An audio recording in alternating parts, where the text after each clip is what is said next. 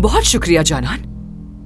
اب تمہاری وجہ سے کریم کو ایسا لگتا ہے کہ میں بچوں سے ان کے ڈریسز کی وجہ سے بحث کر رہی ہوں. لیکن امی یہ جھوٹ نہیں ہے اور آپ کے غصے کی بھی یہی وجہ تھی.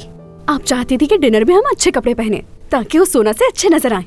توبہ فضول باتیں مت کرو اور بیرن کی باتوں پر پردہ مت ڈالو. بیرن کو اپنی حرکتوں کے لیے مجھے وضاحت دینی ہی ہوگی. سعدیہ بس کر دو، بہت زیادہ ہو گیا ہے. تمہارا مسئلہ کیا ہے؟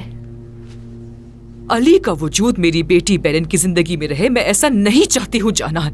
میں تمہاری پریشانی سمجھ رہی ہوں اور علی نے بھی فیصلہ کر لیا ہے، اور اگر ایسا نہ ہوتا تو وہ سونا کو لے کر یہاں کبھی بھی نہیں آتا.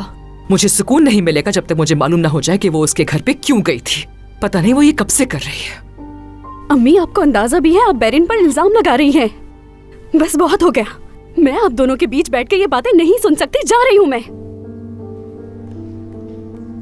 توبہ بالکل ٹھیک کہہ کر گئی ہے.